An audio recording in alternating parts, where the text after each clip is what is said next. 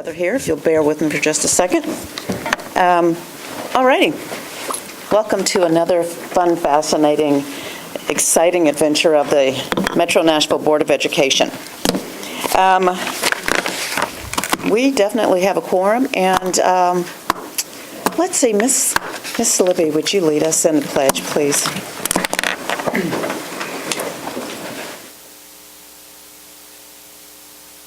Allegiance to the flag of the United States of America and to the republic for which it stands, one nation, under God, indivisible, with liberty and justice for all. Thank you. All righty. We are going to move into our student board member reports, and let me sort of set this up for you so that you know where we're going with this.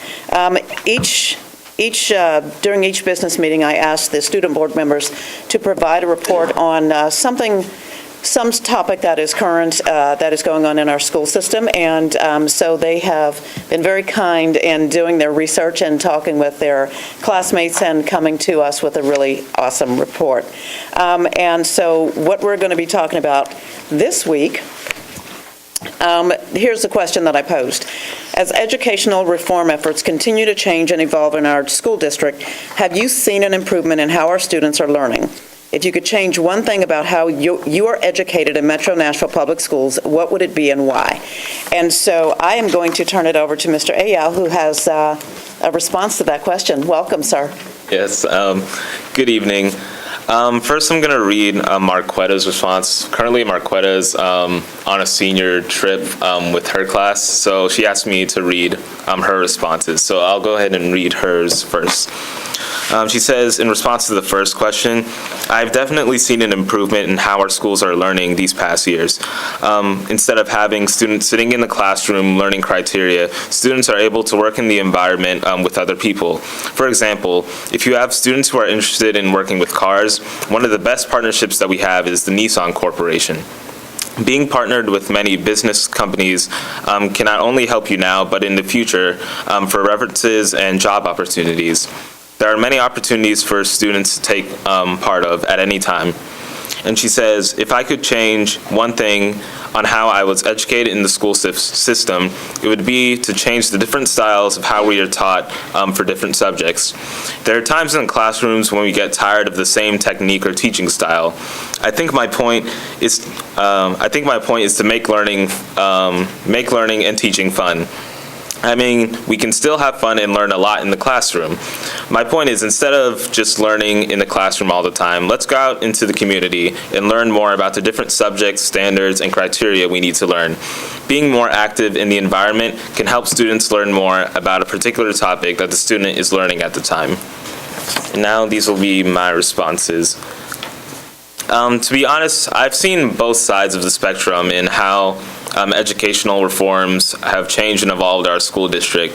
Every year I see brighter and brighter students entering our schools. And if our students are getting brighter, then that means our education reforms are getting better as well. And I feel as though all grade levels are being challenged like never before to move on to the next level and to achieve their goals. But on the other hand, I've seen just the opposite. I asked one student this same question, and he said, I think I've been learning how to pass classes rather than learn the actual material. He says, I feel as though a lot of students are doing the same as this student just mentioned. Some classes have become boring, uninteresting, or even rigorous and challenging that some students are trying to simply get through the class with a decent grade to look good on a college application. And there's nothing wrong with taking classes to look good on a college application, but the real problem is that some students aren't attaining the skills they need for post-secondary education like college. So that being said, while grading for learning and Common Core standards do help our students graduate, I think that parts, if not a majority of our students' education is being devoted to passing rather than learning. And then for the second question, if you can change one thing about how you were educated in MNPS schools, what would it be and why? As for me, I would change for there to be a requirement for more hands-on activities. I feel as though sometimes a textbook or just some research that I do doesn't give me all the information I need for a particular concept or idea that I'm learning about. But I think that, like many other students, I learn better when I'm involved in an experiment or a hands-on activity that requires my participation or my involvement. So those are my responses. And they're great. Thank you so much. Because they're so great, I'm going to ask the board members if you have any responses. I think you do a fantastic job. Thank you. Thank you very much for your report. Please be sure that Ms. Bobo gets a copy of both of those. Thank you, sir. Don't you love our kids? I love our kids. Okay, we'll move into announcements, and we are going to start with Dr. Brannon. Announcement is that the Council of Great City Schools is receiving proposals for the fall conference, and we ask that you at least allow our superintendent to know of your plans if you decide to do so. Thank you. Ms. Barron? Yes, thank you. At Hunters Lane over spring break, hundreds of Belmont administrators, including University President Dr. Bob Fisher, came to school and painted the entire school. 1,700 warriors returned to school pleased with the upgrades that they experienced with their facility. So special thanks to Belmont University for giving back to the Madison community. Nashville Arts Magazine published a story about the amazing success of a band leader at Hunters Lane. In less than a year, under the direction of band director Will Brooks, the size of the band more than tripled from 22 to 72. That includes majorettes and color guard. And this is a direct result of Mr. Brooks' talent and motivational skills for his students. The band received first place awards in all 4 competitions they entered this year. But their biggest reward was that each senior has received a full scholarship to Concordia College in Selma, Alabama. Mr. Brooks and Stephen Johnson have worked out the details, including grants, so that they would get 4 years of free college tuition. Thank you to Stephen Johnson from Concordia College and Hunters Lane, Director of Music, Will Brooks. Last but not least, I wanted to talk about T.J. Williams. T.J. was just here and spoke in front of this body at the recent Budget and Finance Committee, and T.J. is a woman of passion, love, and grit. And she recently published a chapter in this book called Unconditional Love about her work at Maplewood High School. TJ left a high-paying corporate position to return to her alma mater to run the Automotive Center at Maplewood. When TJ arrived at Maplewood, she found students had many needs, much more so than when she was there. And since these needs were not being met at that time by the community, TJ saw it as her job to take care of these needs for her students. The new buzzword in education is grit, and I define that as a teacher's willingness, motivation not to let any student fail, to do whatever it takes for every student to be successful. In short, grit for TJ translated to feeding, clothing, counseling, loving, and being available for her students. TJ not only taught her students how to repair cars, she also taught them other subjects through their knowledge and interest in cars. I won't say more about this book now, but if you're interested in reading TJ's chapter, let me know and we'll make copies of it and distribute it through email. I also want to say more about TJ. This year, 3 of her students at Maplewood High School have paid intern positions this month at the Lexus dealership. They will be getting paid as they work, and they love that. An additional student will be working with the property tax officer, and 6 will be working for Metro Transportation Department under the direction of Taffy Marsh. We appreciate our business partners, and special appreciation to T.J. Williams. Thank you. Thank you, Ms. Berry. Ms. Kim? Yes, I'm going to embarrass you in front of a lot of people. Wave. Wave, everyone. They're right behind you. So yes, I just want to give a big shout out to Bailey STEM Magnet, 10 of our 8th graders, 4 of whom are standing right here with us, as well as Julie Hasford, their teacher, as well as Dr. Christian Sawyer, entered the Samsung Solve for Tomorrow contest, which posed a singular question: how can students use STEM skills to help their community? And so given the record cold temperatures that we've had this winter, they decided to focus on energy conservation to help with home heating bills. So they learned how to do energy-saving home improvement projects. They made a mobile app to predict energy savings based on those changes.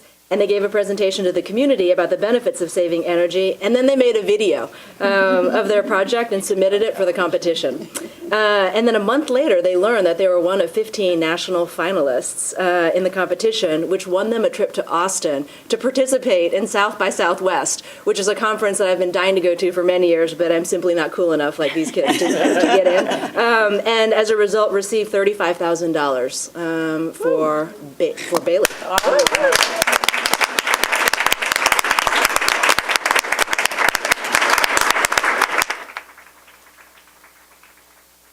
Want to embarrass you further, can you just say your names, just go down the line?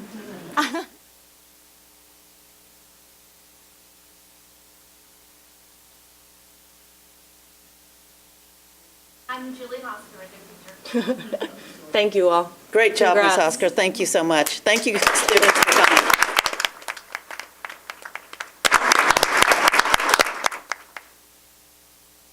Is that it?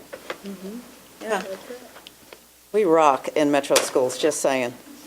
Ms. Shepherd. Christian was here. I didn't know you were here. This is our principal, Christian Sawyer. I didn't see you. Ms. Shepherd? Okay, I just have one. Please save the date, Thursday, the 15th. The McGavitt Cluster Coalition will be presenting certificates for the graduating seniors who qualify for the McGavitt Covenant $500 scholarship. We currently have about 120 students that qualify for this, all graduating seniors who meet the criteria, including but not limited to a 3.0 GPA, a 21 on the ACT, and a community project will be presented with a certificate worth $500 to the school they are attending in the fall. After the ceremony, we'll have a picnic for them and their parents to help them celebrate this occasion. This scholarship that we are presenting to them is over and above any other financial aid and or scholarship that they are receiving. We have been working as a coalition. We've been working long and hard to make this come to fruition. We made this promise 4 years ago to the class of 2014, so it's actually coming to fruition. So we, as a cluster, are very excited about this. So we would love for y'all to join us on that day. Thank you. Thank you. Mr. Pinkston? Thank you, Madam Chair. Just one update, one shout out, and one calendar item for everybody to be aware of. The update is, as the board's liaison to the charter review process, just want to update the board and the public that last week, April 1st, was the deadline for the 2014 charter school applications. Metro Nashville Public Schools received 9 applications. We're pleased to say that most of them appear to conform with our stated policy, the needs of the district as a whole. There's 1 or 2 that appear non-compliant. Dr. Coverstone and his team, excellent team of reviewers, are digging into the applications, and they'll be providing us more information as we get further into the spring. So we look forward to hearing their updates and their assessment of the applications that have been received. The shout out, Glencliff High School, Clint Wilson and his team and the students and teachers for hosting last week Roberto Rodriguez, Special Assistant to the President for Education. The White House is back in town, as we know, and this time they got to see Glencliff and look at the Ford Hub site. Over 75 visitors were there who toured the building along with Mr. Rodriguez and learned about the academies and the senior capstone project. So thank you to the Glencliff team, and thank you to the White House for the continued recognition of the great work that's happening in Metro Nashville Public Schools under Dr. Steele and his team. And then calendar item to be aware of on Thursday of next week, which would be, see if I can get the day correct, so Wednesday, April 16th. Wednesday, April 16th, the Metro Nashville Public Schools has its budget hearing scheduled with Mayor Dean. That will be at 11 a.m. on the first floor of the Metro Courthouse. Again, Wednesday, April 16th at 11 a.m., MNPS budget hearing with the mayor. That, of course, assumes that we pass a budget proposal this evening. So we'll see how tonight goes. Thank you, Madam Chair. Mr. Hayes? Thank you, Madam.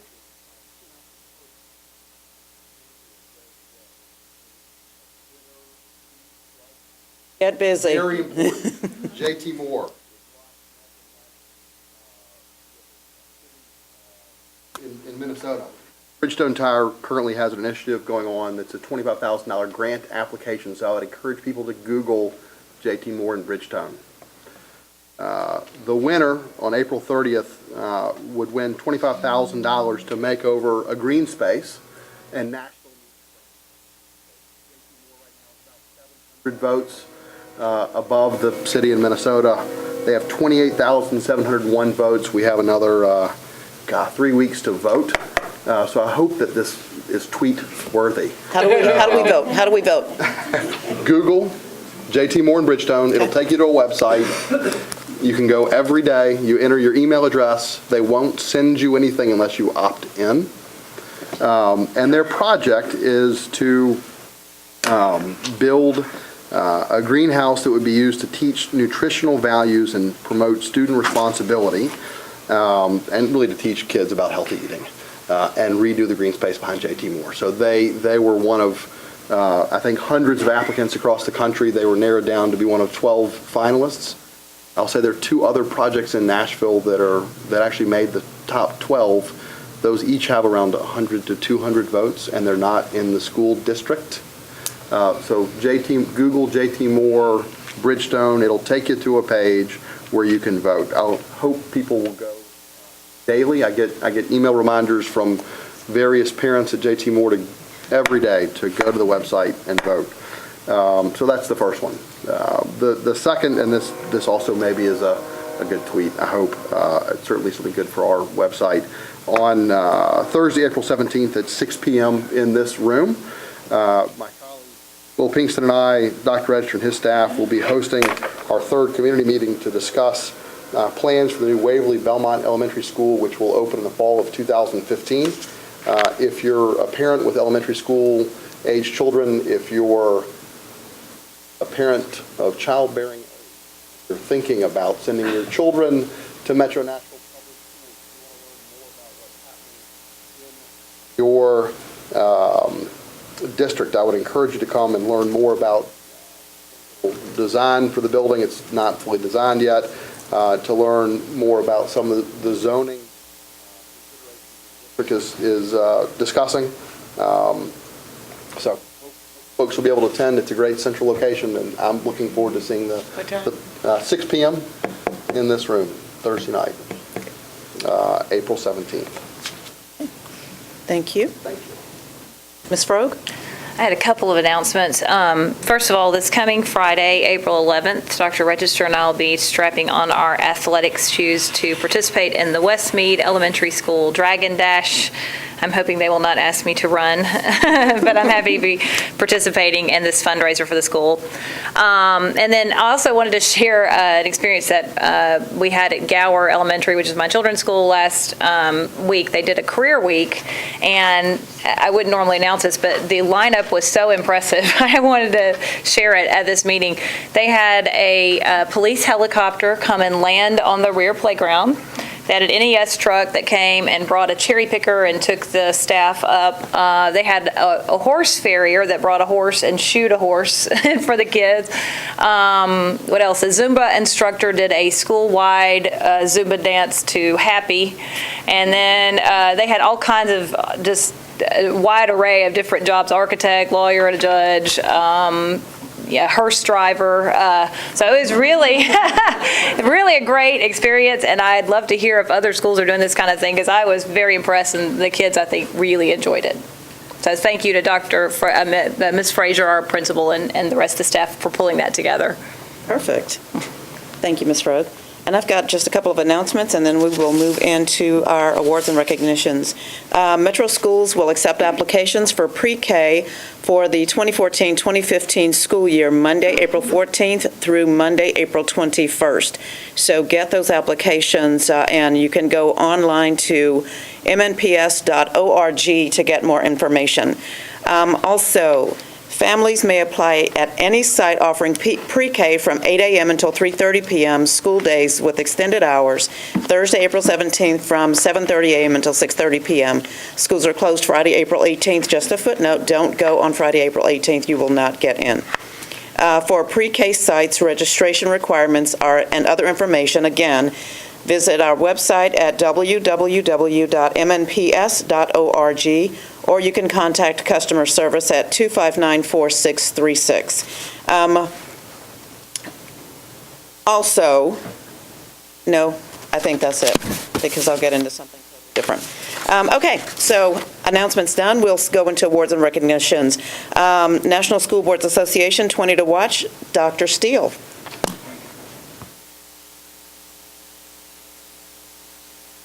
Good evening. Before I get into the award, let me just piggyback on what Mr. Pinkston mentioned with Roberto Rodriguez. He actually toured McGavock High School, Cane Ridge High School, and ended his day at Glencliff High School, and had a dinner with Dr. Register, myself, Alignment Nashville, and the Chamber, and some key community members, and then delivered about a 45-minute speech at Trevecca University on high school transformation. And he was accompanied by the Ford Motor Company from Detroit, the Ford Motor Company Fund, that identified Nashville as their first model city in the U.S. for high school transformation, and presented a $25,000 check to the high schools here in Nashville. Yesterday, President Obama announced the Youth Career Connect grants in a suburb outside of D.C. In his speech, he didn't give us any money, but in his speech, he praised McGavock High School and the Nashville community for what's happened here with the community transformation of the high schools. So Mr. Rodriguez and President Obama know what's happening here, and it is on their radar, and they said they will definitely be back. We had 290 people touring our high schools on 6 high schools on Monday and Tuesday of this past week, meeting with several people. And these 290 people are paying $1,000 a head to come and see what's happening here. So far this year, we've had 1,035 visitors in these high schools from 2 countries and 135 communities in the last 2 years. We're already booking into the fall, and we are at 90 already, and it's not even till October till they come.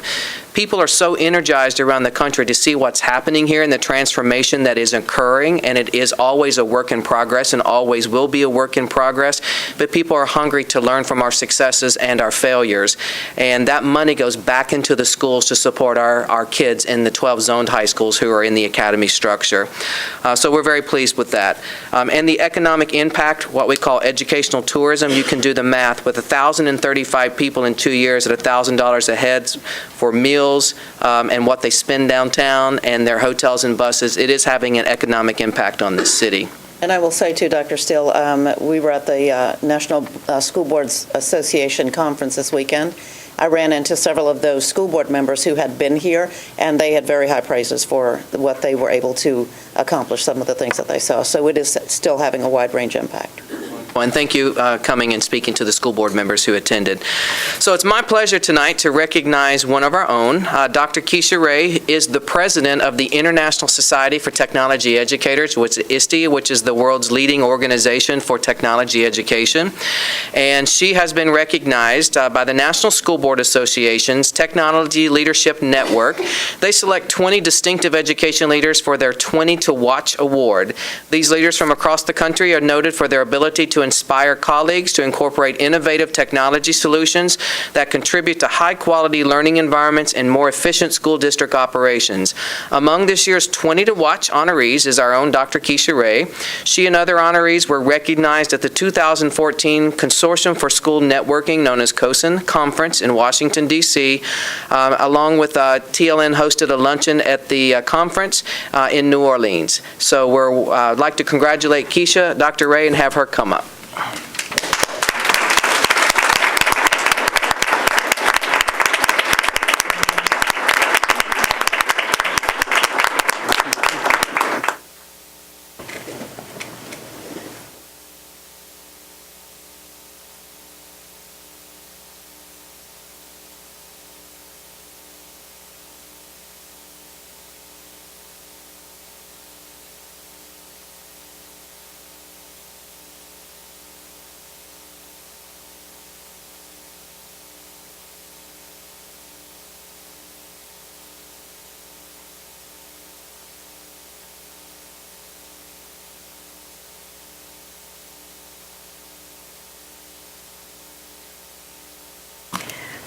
Okay, I'm going to set this next one up just a wee bit.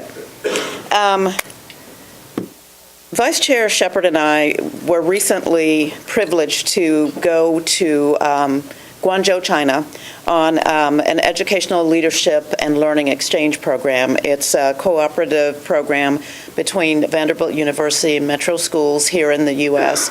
and South China Normal University in Guangzhou, China.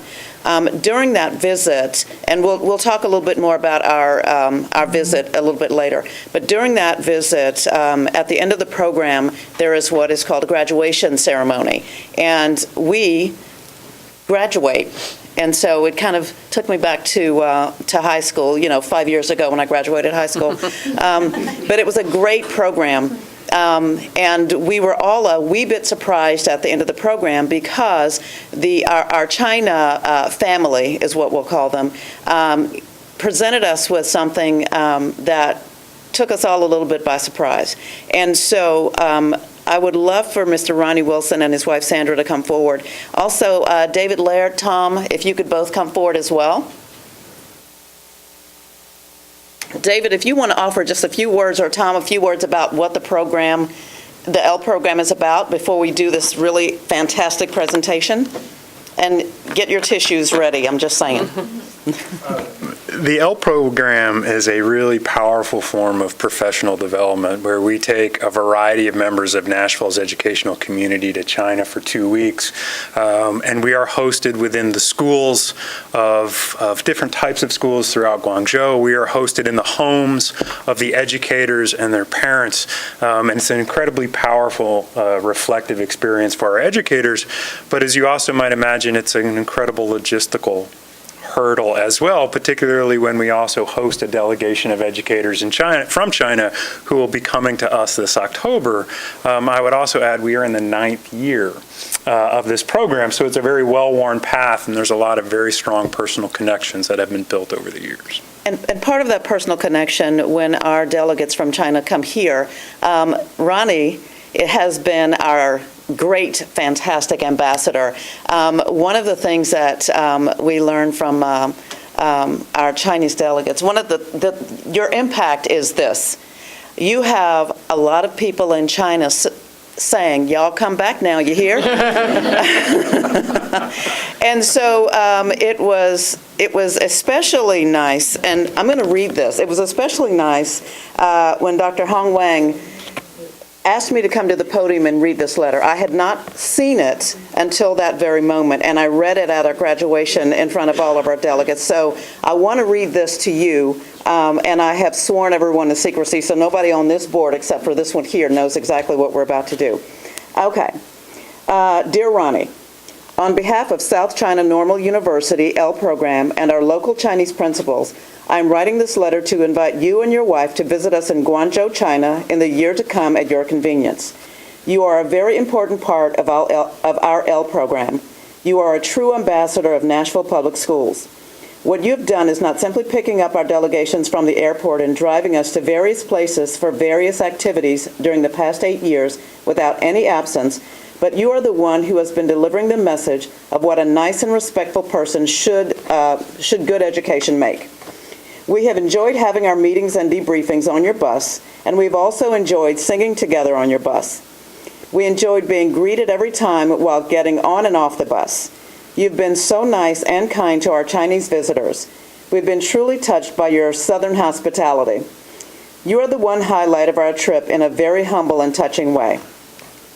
It has been a dream for many of those who have been to Nashville on the L program that we want to invite you and your wife to visit us in our city. I'm extremely delighted to share the great news with you that our Chinese principals have raised enough money, more than enough money, to invite you and your wife to visit us in China. We will be able to cover all of your air tickets, hotel, meals, and any other related expenses for your China trip. We sincerely hope you and your wife will accept our invitation and make our dream become a reality. We can't wait for you and your wife to arrive in Guangzhou, and we will show you around our city and visit our local schools.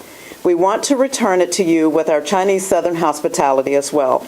Signed, Executive Vice Dean of the School of Professional Development and Research on Primary and Secondary Education, Dr. Hong Wang, on behalf of the L program participants and Guangzhou school principals.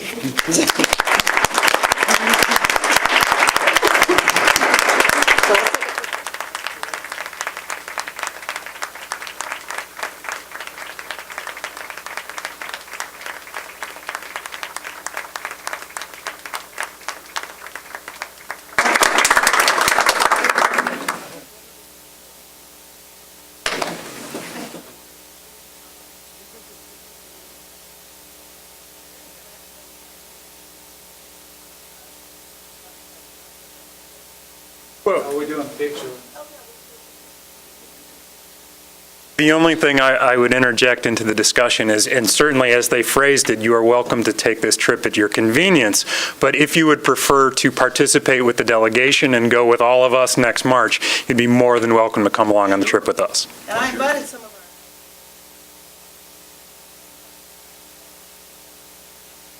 of Dottie. We got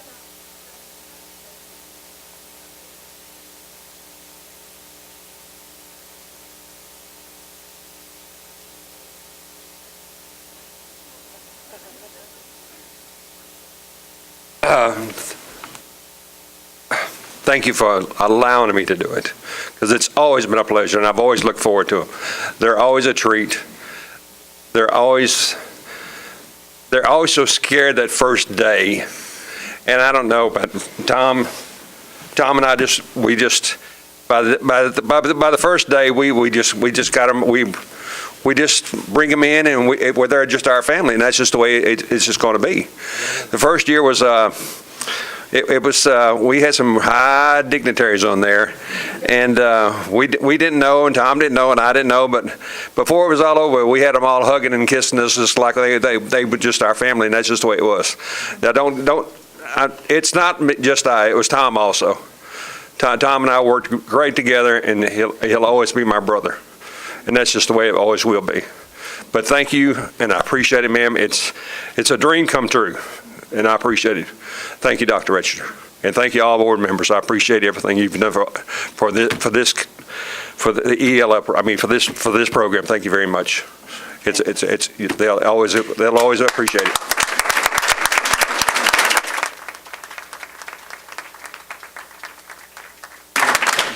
Tom, David. Oh yes.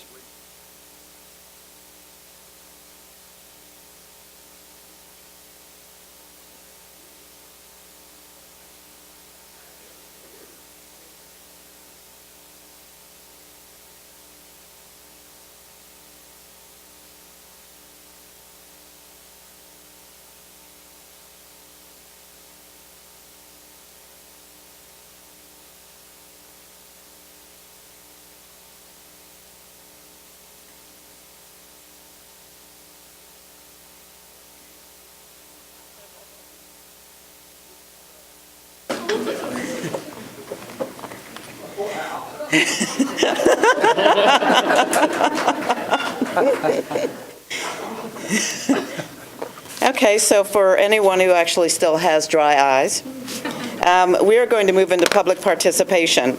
The board will hear from those persons who have requested to appear at the board meeting.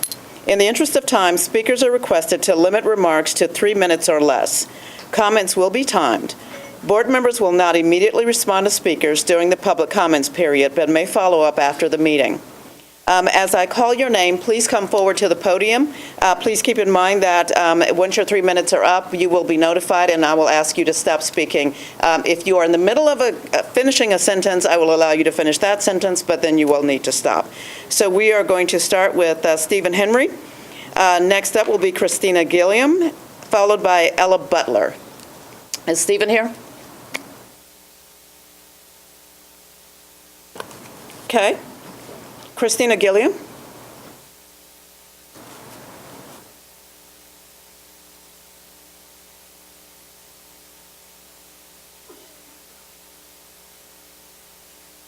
Thank you for allowing me the opportunity to speak. This week is World Allergy Week. As a parent of a child allergic to peanuts, I need Metro Nashville Public Schools to follow the CDC voluntary guidelines for managing food allergies in school and early care and education centers, which was released October 30th, 2013. Currently, 1 in 13 U.S. kids have a life-threatening allergy. They're covered by the Americans with Disability Act to have equal access to a free and appropriate public education. Our child loves school and should be able to safely attend. We don't want any child to have or witness anaphylaxis at school. Our child frequently comes home from school with hives, which are a visible sign of an allergic reaction. Her allergist believes the frequency of hives to be indicative of her having an airborne allergy. Our daughter was out of school for medical leave from Tuesday, March 11th, following an allergic reaction and ER visit on Monday, March 10th, and was not able to return to school until after spring break. In trying to discover how and where our child was exposed to peanut proteins, we learned it most likely came from school attendance on Monday, March 10th. On Saturday, March 8th, our elementary school had an activity in the school library. We did not attend. However, school staff served peanut butter and jelly sandwiches at this school event. In later discussions, the principal confirmed that peanut butter was served. Our pediatrician and allergist both say it is entirely possible she was exposed at school. These events shed new light on the handling and prevention of anaphylaxis within MNPS. National guidelines have already been written. Let's utilize them. By adopting the CDC voluntary guidelines on food allergies, MNPS can better protect the safety, lives, and well-being of its student body, including creating an environment as safe as possible from exposure to allergens, and make outside groups aware of food allergy policies and rules before and after school hours. By educating and working together, we hope to make a safer environment for our daughter and other children attending schools at MNPS.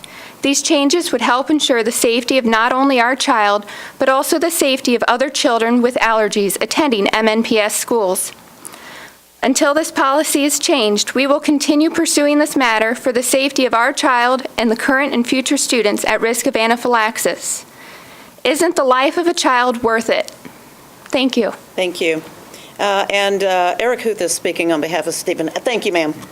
Eric Huth is going to speak in Stephen Henry's absence. Hello. Thank you, Madam Chair. Dr. Register, members of the board, I appreciate this opportunity to stand before you and speak on Mr. Henry's behalf. Sorry he was detained. I wasn't sure I was going to speak, but first of all, I want to congratulate you because Mr. Henry has nominated you as the Tennessee Education Association Friend of Education Award recipient for the 2014 school year, and you did indeed receive that award. It will be presented at the Tennessee Education Association Representative Assembly on May 30th this year at the end of the school year. So. Fantastic. just as Mr. Henry believes, I believe that you're well deserving of that award for all the hard work that you do for the citizens and students of this community. So thank you very much for your hard work.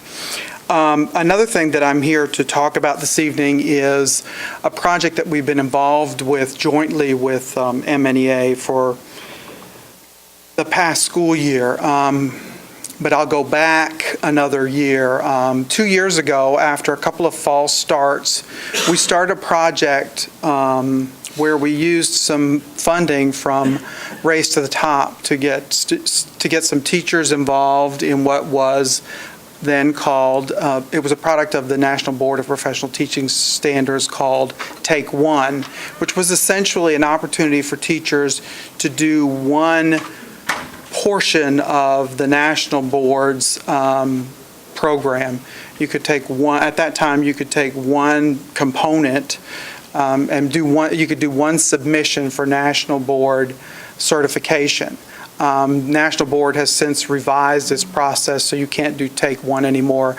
But last school year, we had 104 teachers who took advantage of that opportunity, and they were able to learn the National Board process and get involved in a really rich professional development program. National Board is a great professional development activity, and Take One was a great way for teachers to become involved in it. This year, we have some 20 teachers who were involved in a project with National Board, and we've been fortunate that the National Board has extended to our participants scholarships, so MNPS is not having to actually pay the fees.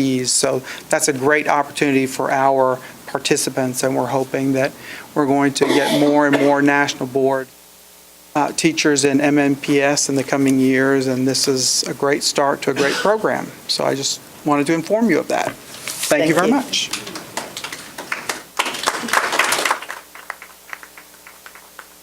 Ella Butler.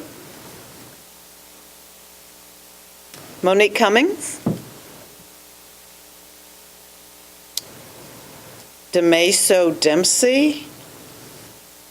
We're batting 1,000 this evening. Kristen Downs. Stephanie Holt. And since we don't have these people, that concludes our public participation. We will move into governance issues. Madam Vice Chair. Here is the 1A, approval of minutes, 3/11/2014, regular meeting. B, recommended award of contract for DuPont Tyler Middle School, ADA upgrades, Edwards Construction LLC. C, recommended award of contract for Whites Creek High School boiler replacement, Advanced Mechanical Contractors, Inc. D, recommended award of contract for Kirkpatrick Elementary School HVAC renovation, Advanced Mechanical Contractors, Inc. E, recommended award of contract for Maplewood High School boiler replacement, Southern Heating and Cooling, Inc. F, recommended award of contract for Schwab Elementary School boiler replacement, Demand Mechanical. G, recommended award of contract for Tom Joy Elementary School boiler replacement, Southern Heating and Cooling, Inc. H, recommended award of contract for Napier Elementary School boiler replacement, Demand Mechanical. I, recommended award of contract for Ross Elementary School boiler replacement, Demand Mechanical. J, change order number 8 for asbestos abatement services, Levi Industrial Contractors, Inc. K, change order number 1 for hail damage repair at Cameron Middle School, Roofing Solutions and Services, Inc. L, change order number 5 for district-wide maintenance repairs and general contractors, IT Department relocation, Southland Constructors, LLC.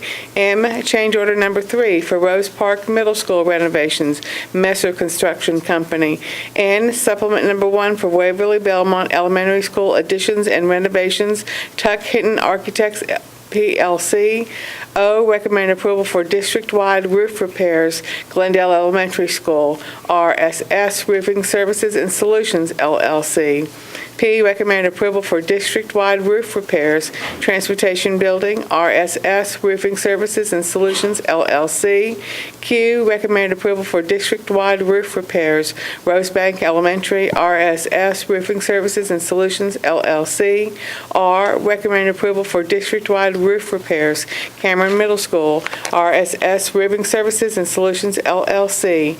S, awarding of bids and contracts. 1, Catapult Learning, LLC. 2, Claricel Davis. 3, Dumoulin Brothers and Company. 4, SNH Computers, Inc. 5, University of Cambridge International Examinations.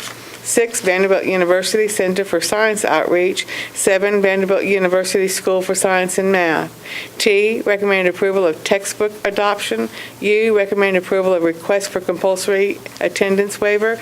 And V, legal settlement claim C-31328 in the amount of $30,000. Madam Chair, I recommend that we accept the consent agenda as read. Is there, there's a motion. Is there a second? Any discussion? All in favor, please say aye. Aye. Motion passes. Thank you, Ms. Shepherd. We will move on to Mr. Pinkston, approval of the 2014-15 general purpose operating budget and federal programs and grants budget. Thank you, Madam Chair. We are at, or near, I should say, the end of the Metro Nashville Public Schools 2014 or the budget planning process, I should say, for the 2014-15 school year. We've had a number of meetings really going all the way back to last August, anticipating some expenditures that are on the horizon. We have held a number of committee meetings, especially over the last couple of months, and I believe we are ready to advance the budget proposal forward to the full board. Just by way of recapping, a week ago in this room, we met as the board's Budget and Finance Committee, which of course is a committee as a whole. The budget proposal passed out of that committee unanimously. I believe Ms. Bobo has circulated the documents to any members who weren't in the last committee, so hopefully you've had a chance to review and ask any questions to Dr. Register and Mr. Henson, but we'll have an opportunity to ask some final questions this evening. But I think first I should make a motion, correct? So I would like to, as a Budget and Finance Committee Chair, make a motion that we approve this evening the proposed 2014-15 general purpose operating budget as well as the federal programs and grants budget. Motion's been made. Is there a second? Second. Wow, you guys are on it. Any discussion? Questions? No discussion. Perfect. Saying none, motion's been made to approve the 2014-2015 operating budget and federal programs and grants budget. It has been properly seconded. All in favor, say aye. Aye. Any opposed? Motion passes. Any further comments, Mr. Pinkston?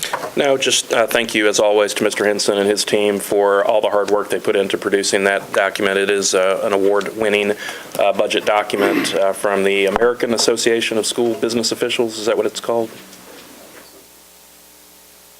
Association of School Business Officials International. So we have won for several years now the Meritorious Budget Award, and so it's I've been around a lot of government budgeting processes over the years. This one is smooth, transparent, and thank you, Mr. Henson, for the hard work. Thank you. A recommendation to certify charges. We'll move to Dr. Register.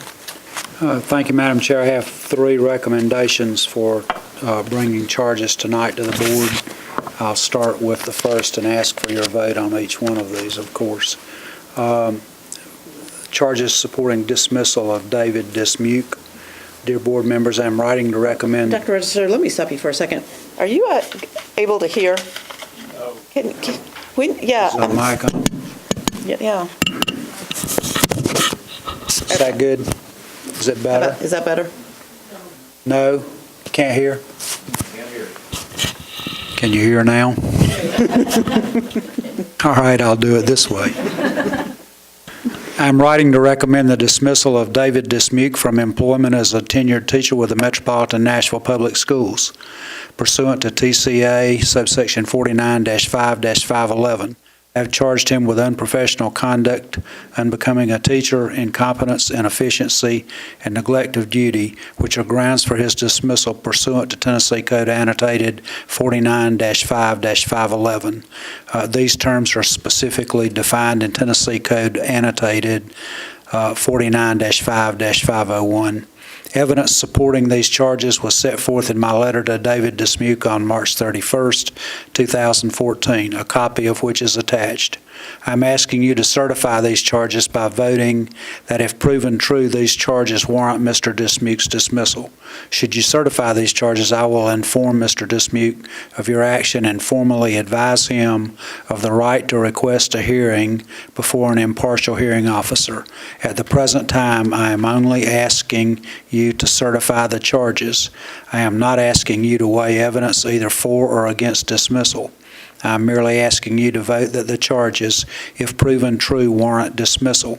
If Mr. Dismuke requests a hearing, it will occur at some point in the future.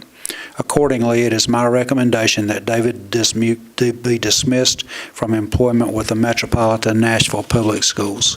Sincerely, Jesse B. Register.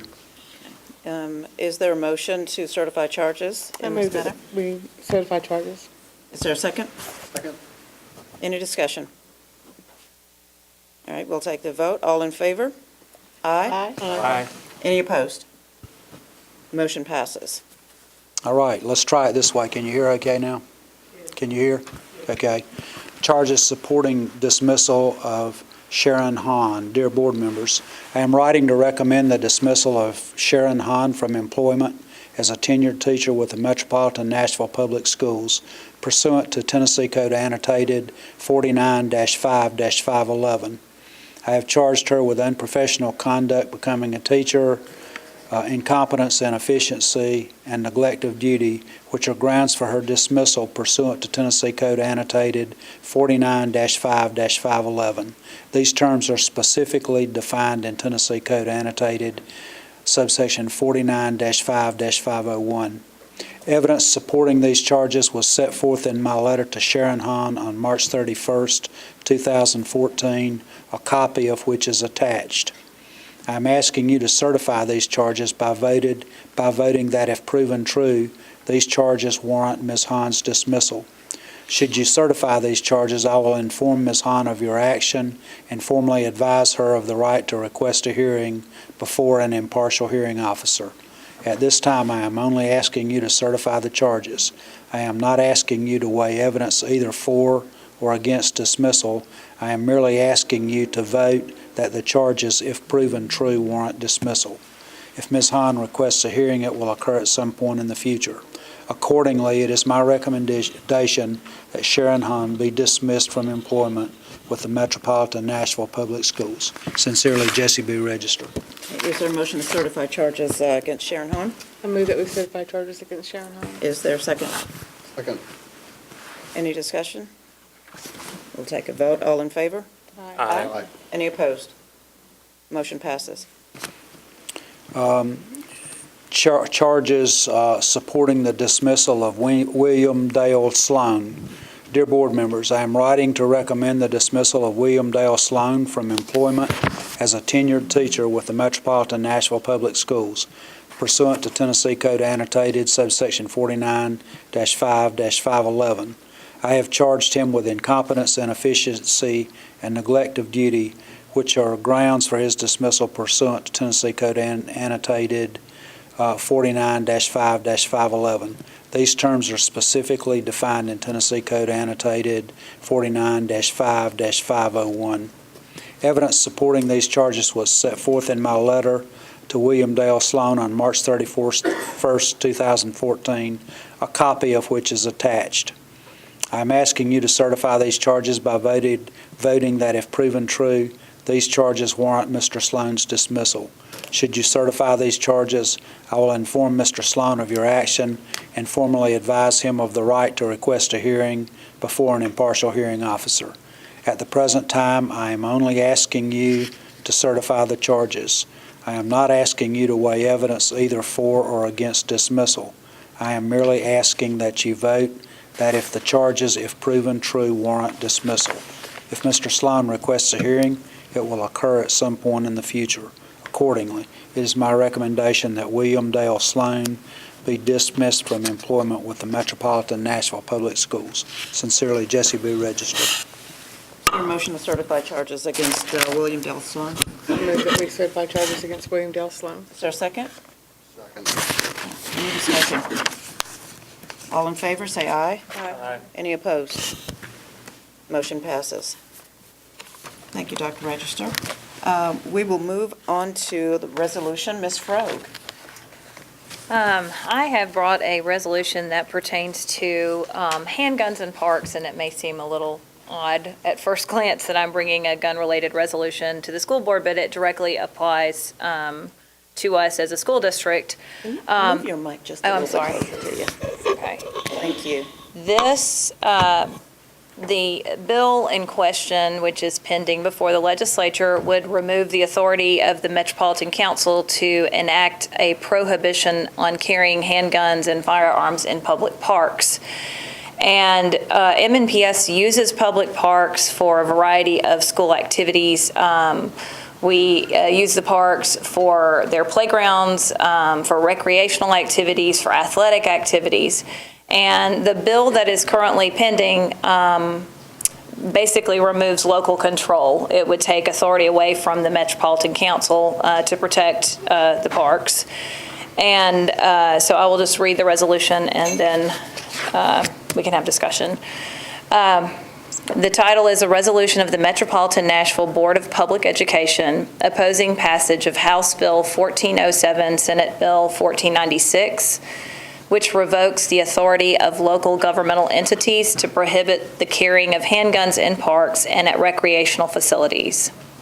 Whereas Public Chapter 428 of the 2009 Public Acts of the 106th General Assembly, the Act amended Tennessee Code Annotated Sections 39, 17, 13, 11 by removing the prohibition against carrying handguns in public parks, and whereas the Act provided that local governments could prohibit by resolution the carrying of handguns while within a public park or other recreational area owned or operated by that local government. And whereas the Metropolitan Nashville Board of Public Education supports the current state of the law, which allows for local governments to have flexibility and local control over the issue, and provides the opportunity for each local government to address the issue in a manner most appropriate for that community. And whereas House Bill 1407, Senate Bill 1496 revokes the authority of local governments to opt out of the provisions of the 2009 Act, thus removing the authority of the Metropolitan Council to enact a prohibition on carrying handguns and firearms in public parks. And whereas many Metropolitan Nashville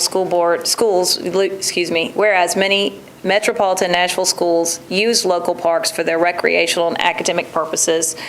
And whereas the Metropolitan Nashville Board of Public Education takes the safety of all students, parents, and citizens participating in school events very seriously and regards safety as being of the utmost importance. And whereas the Metropolitan Nashville Board of Public Education believes strongly in and supports the constitutional rights of all citizens, and whereas Tennessee Code Annotated Section 39, 17, 1309 prohibits the carrying of firearms or other weapons on any property used by a Board of Education, and whereas Attorney General Opinion number 09-129 unambiguously opines that this prohibition applies, quote, in public parks during times when the athletic fields or other recreational facilities are actually being used by schools, end quote. And whereas while Amendment 1 to Senate Bill 1496 seeks to resolve this conflict by applying Tennessee Code Annotated Section 3917, 1309 to parks being used by a school, the amendment leaves citizens subject to felony charges for carrying a handgun in a park without knowledge that a school event was occurring therein.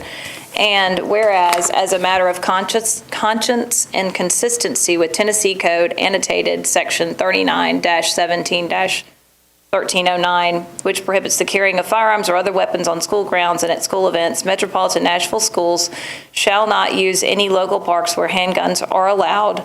And whereas if House Bill 1407, Senate Bill 1496 becomes law, Metropolitan Nashville schools must cancel its use of local parks for all purposes. And whereas Logistical, legal, and severe financial problems may arise if Metropolitan Nashville schools cannot use local parks and must find or obtain alternate facilities, and such problems would threaten to disrupt a number of the district's academic and athletic programs.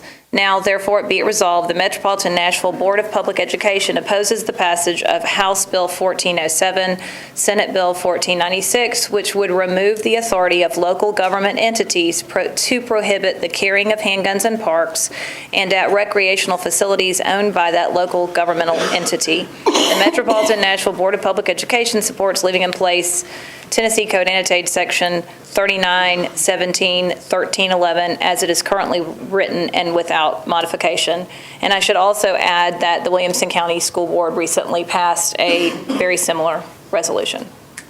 Is there a motion to adopt the resolution as read by Ms. Frogue? So moved. Second. Have to ask for a second. Is there any discussion? Mr. Pinkston. Do we know off the top of our head how many of our schools are co-located with metro parks or have metro parks adjacent to them or within 100 feet or like that? Quite a few. Chris, I don't think you do either, do you, or do you? No, we were asked that question and did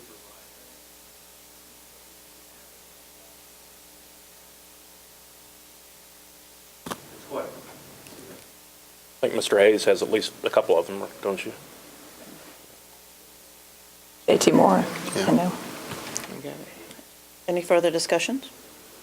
I just want to thank you, Ms. Frogue, for bringing it. I mean, I don't think we should suffer under any illusion that the Tennessee General Assembly cares what local school boards have to say, but I think it's important to go ahead and say what we think and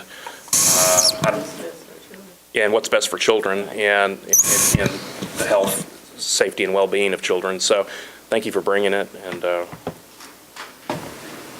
see if they listen for a change. Any additional discussion? Although not a part of this resolution, I'll just say I'm frankly quite troubled by the Open Carry Firearms Act, Senate Bill 2424, that's being deliberated as well at this time.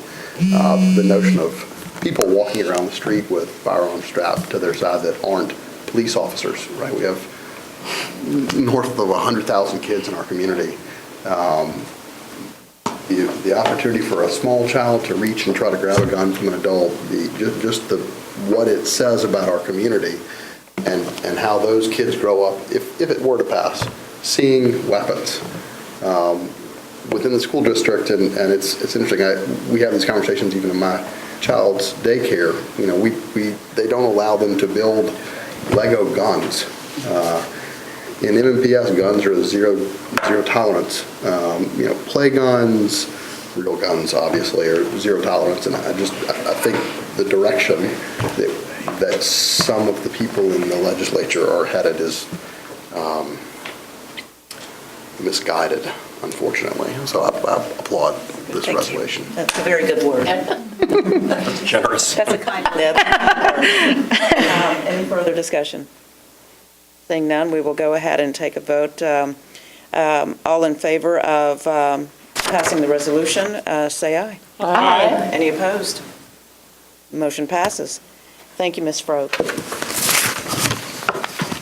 All right, now we will move into the director's report. Dr. Register. Thank you, Madam Chair. Speaking of the state legislature, they're in session, and it's a very active week, and I think the state legislature is moving toward dismissal in a matter of a few days.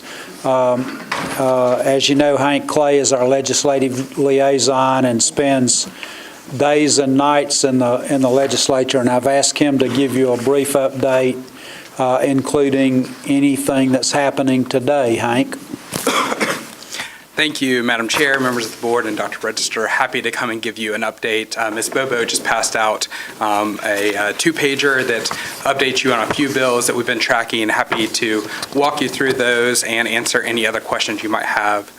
First, Ms. Frogue and Mr. Pinkston, to answer your question, we pulled up the email, and there's 19 schools that are adjacent to parks. I don't know about within 150 feet, but adjacent to parks, and so this would have a major impact and probably have an impact greater than 19 as well.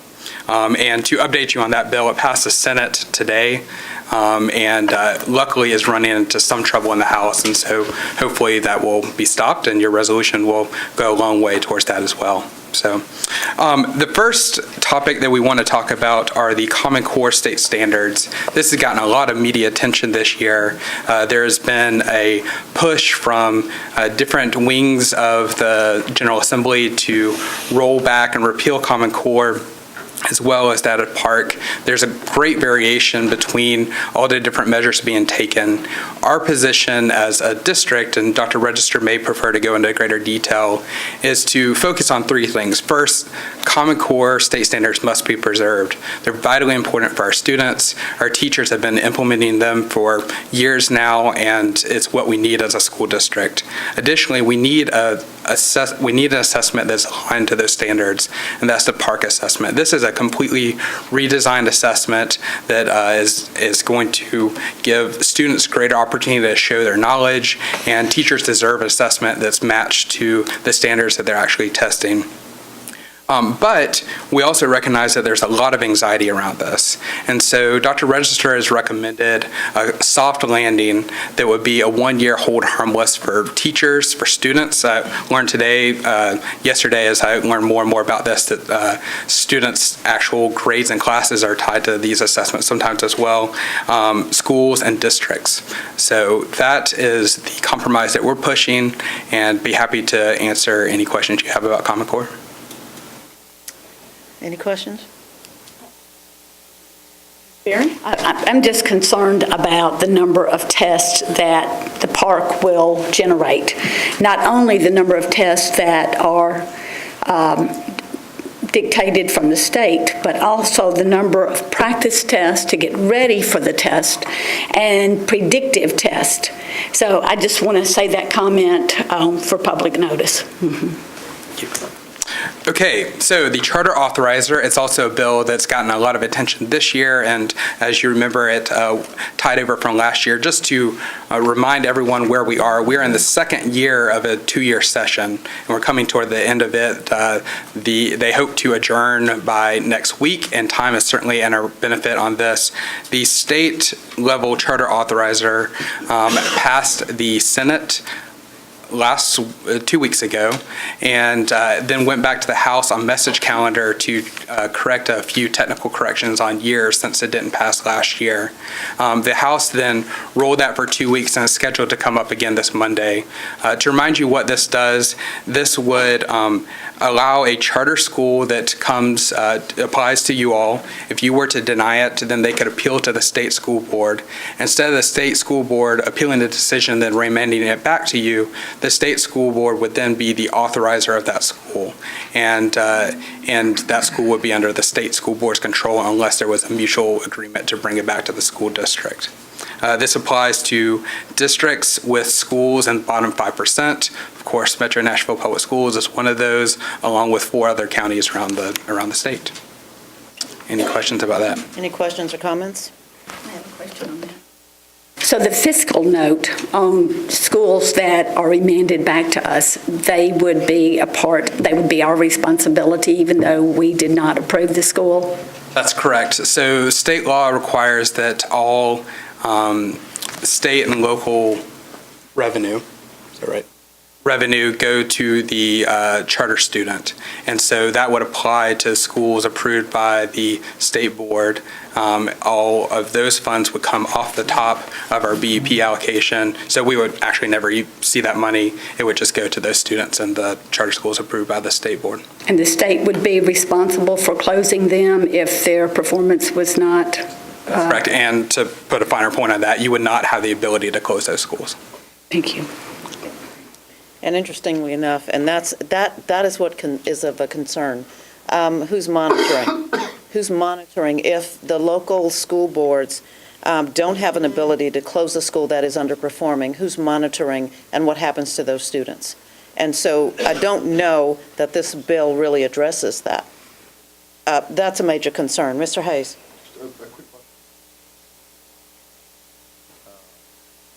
A school from the standpoint of tracking academic performance?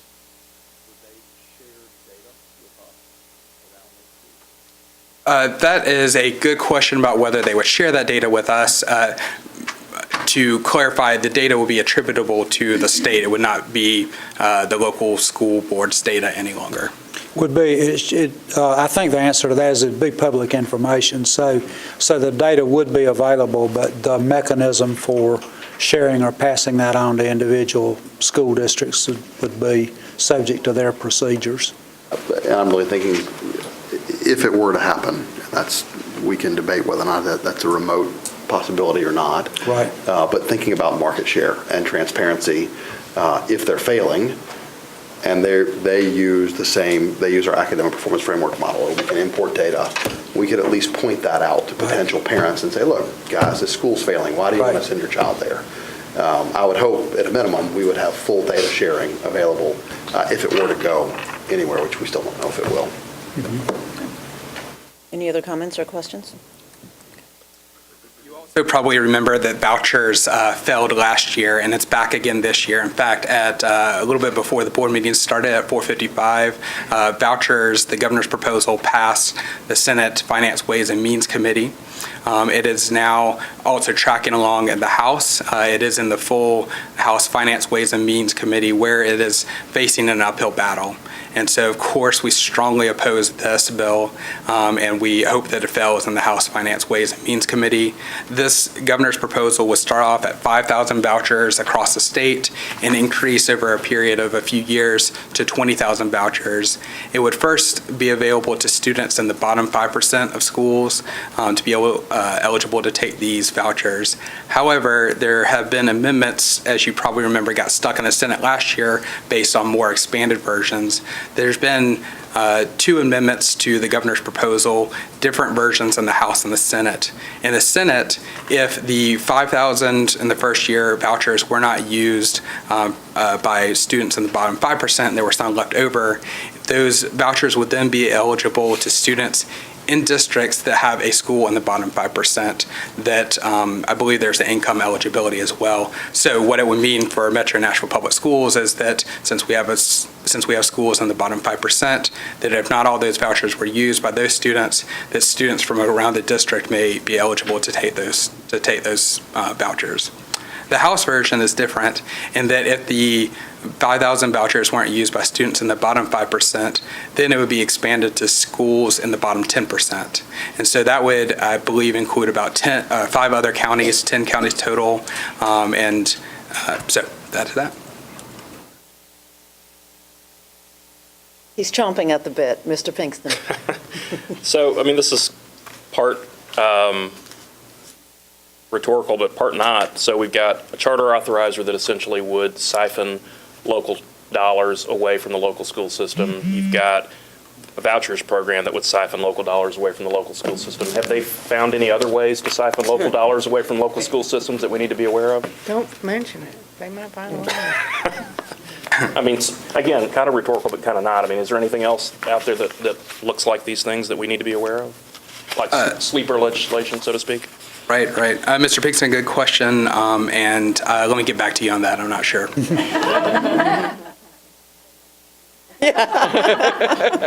They've got a whole team working on ways to further undermine local education. Any other discussion or questions? I will say, there's no evidence that vouchers improve educational outcomes for children, and they also divert funding from other schools, so. And I've got a question too, because I've always been curious. When we talk about vouchers and using public funds for private education, we are currently, unless something has changed, private schools do not have to provide their students' academic information to public schools. Is that correct? The last I heard, if we request that information from a private school, they do not have to provide that. Is that correct? That sounds correct. I would have to check to make sure I'm giving you accurate information, but that sounds correct. It's such a concern for me, because if we're taking public money and sending our children through voucher to a private school, and they don't have to provide that information to us, and I will, here's the disclaimer. We don't know that that's accurate, so everything that I say is based on whether or not that's accurate. So when we send little Johnny to ABC private school with our public funds that have been diverted from our system, and little Johnny doesn't perform, and in about a year or two, when little Johnny decides, or the parents decide to bring little Johnny back because they're not satisfied with the type of education, or because for some other reason, little Johnny is no longer at that school. If we right now don't have to, if the schools don't have to provide that information to us now, what's going to make them provide it to us after he's coming back? And now we're facing having to retest students that we don't even know where they are. And so not only is our money going out the door, but we're adding more on top of that with additional testing coming back in to try to find out where our children are. So that's a major concern for me. And that's all based on not knowing if that's an accurate statement. So it's a travesty and it's unfortunate, but it is what it is. Any other discussion on this particular bill? All right, we'll move on to the next one. So the next group of bills and topics are around undocumented students. We're very lucky in our school district to have an extremely diverse population. We celebrate that. We expect excellence out of our students, and we try to we provide them an excellent education. And these bills look at what happens to them after they leave us. So as we face the reality of what the federal government has done or not done on immigration issues, the governor this year proposed a Tennessee Promise, and unfortunately it does not apply to all students. It applies to students who are here legally, and it being a last dollar scholarship, it would not be extended to our undocumented students. There was a bill this year that gained a great deal of traction. It was very encouraging that would give our undocumented students in-state tuition. You probably know that undocumented students do not receive in-state tuition here. In fact, Western Kentucky University actually recruits students from Tennessee who are undocumented to come there and receive in-state tuition. That bill ended up not having quite enough support, and they took it off notice in order to preserve the idea. And we expect it to come back full, strong next year. A lot of our students were involved in the process, and you should be really proud of them. An area of really great news is that there was a bill that would allow students who are here legally, who have undocumented students, to receive in-state tuition. Undocumented parents to receive in-state tuition. You may not know that even if students are complete citizens born here naturally, just like all of us, they would not be able to receive in-state tuition if their parents are not here legally. And so there's a bill that reverses that, and that has gained a lot of support and passed as well. So great news there. Any comments or discussion on this piece of legislation? Okay, so this next bill talks about your ability as a school board to have a voice in the legislative process. There's a bill, House Bill 2293 by Representative Durham, that allows the county legislative authority, which would be the Metro Council in your case, of course, to line item veto any expense that has to do with lobbying. So that would apply not only to your class lobbyists, but also to the dues you pay to TSBA and TOS. That bill has passed all the way through the Senate and was on the floor this Monday. It was rolled to this Thursday. In the House, it will be on the floor tomorrow morning. The House version has been amended to take out TSBA and TOS. The Senate version includes those entities in it. Oh, boy, we have lots of questions on this one. We'll start with Dr. Brennan and work our way around. You stated in your report that the ability for the council would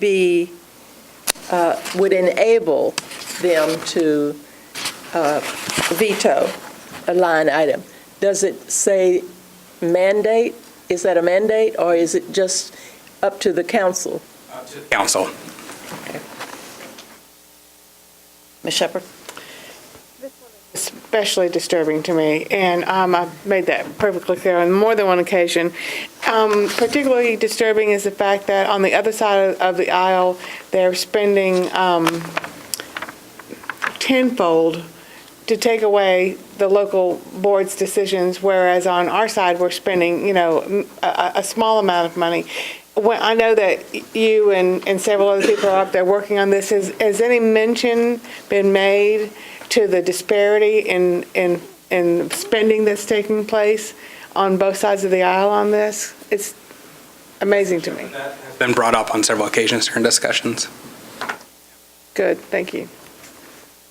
And here's what I find interesting about this. So this bill would allow Metro Council to line item veto our funds, any funds spent on lobbying. So what is to prevent the next piece of legislation from giving Metro Council or any funding body the ability to line item veto everything related to any school board spending whatsoever? Just for kicks and giggles, we'll talk about teacher pay increases, support staff increases. What happens when we get to the point where we say, you know what, we don't need that pre-K after all. I think that should be line item vetoed. This is one level of ridiculousness that could lead to a lot bigger issue.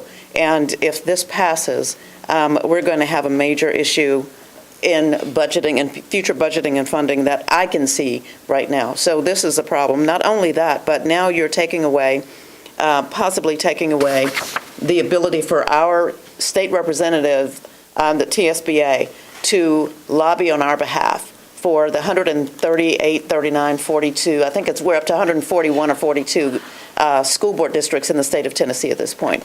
And so now with this, if this passes, we have the potential of taking away the ability for the lobbyist that represents the interests of the school boards to speak freely on our behalf in the legislature. That slippery slope argument has gained a lot of traction, or some traction, not enough traction so far, but, and in fact, the Association of County Administrators, whatever their official title is opposed to this legislation exactly for that reason. They can see problems with one funding body being able to line item veto the other. Absolutely.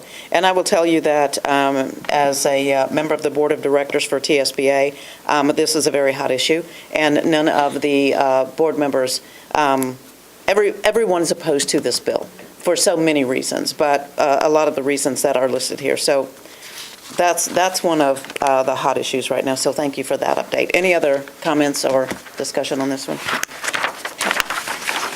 The next one we can move through quickly. This is talking about graduation rate. It's probably an issue that you've heard about from a lot of your principals in your districts. As you know, because of the reporting requirements from the Tennessee Department of Education, if a student leaves the district, you have to track where that student went in order to not count them as a dropout. If that student goes to somewhere where you cannot track the student, then they are counted as a dropout from you.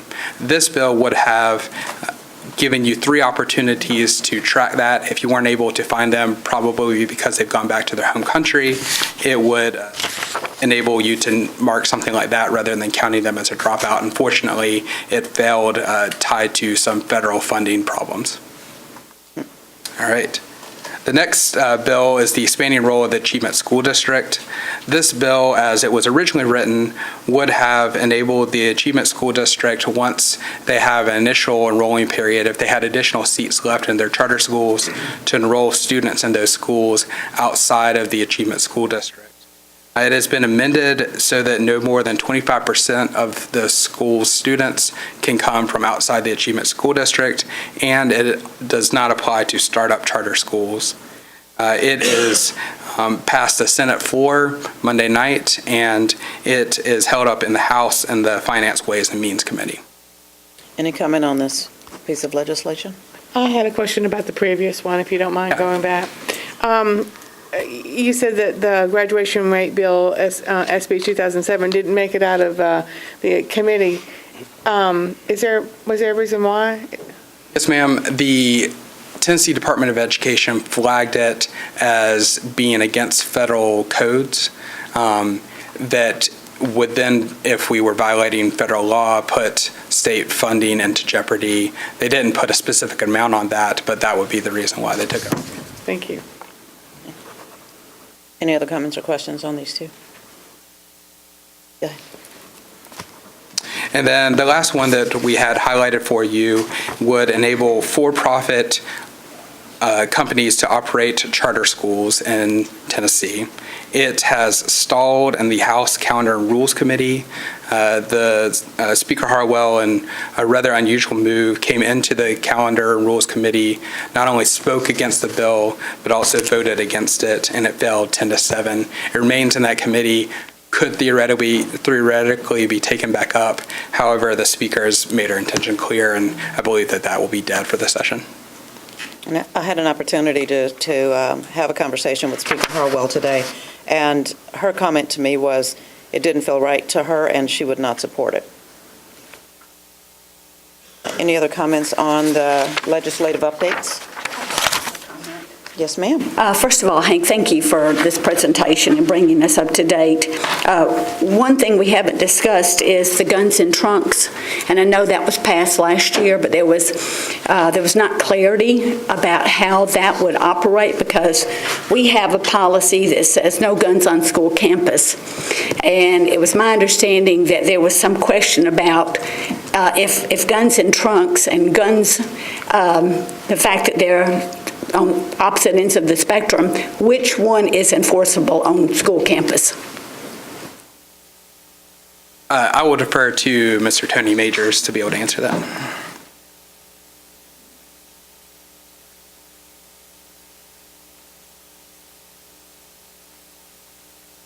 The guns and trunk legislation that did pass does not prohibit a license or an adult with a concealed carry permit from possessing the firearm in their trunk, as long as they are in accordance with the other regulations surrounding this law.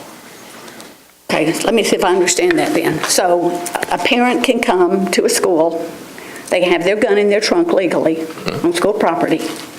They go in, they get angry, I've seen it happen. They come out, they get their gun, they go back in. Now, I know that at that point, it's no longer guns in trunk, but I just think this is so serious that have the gun right there in their trunk, and an angry person can go out and, in a fit of anger and do something they might not do if the gun weren't available for them. Well, that was actually the position that the school district took when this legislation was first proposed, and we were very vocal in our desire to make sure that this did not pass, or to at least include some type of exemptions for school grounds. But those concerns did not go any further. Well, it was my understanding that after the legislative session last year that there were still questions about what was enforceable. So this is the latest on that? To the best of my understanding, that's exactly how we've proceeded to this point. Okay, thank you. Any other questions on legislative updates? Thank you. You always surprise me in a good way. You're doing a fantastic job, and we appreciate it. And I will say to you, I think I've said this to you before, I would not want your job. So thank you so much for such a great attention to detail and providing the updates. We appreciate it. Madam Chair, that concludes my director's report tonight. Fantastic. Okay. We will move into committee reports. Mr. Pinkston, Budget and Finance. Anything?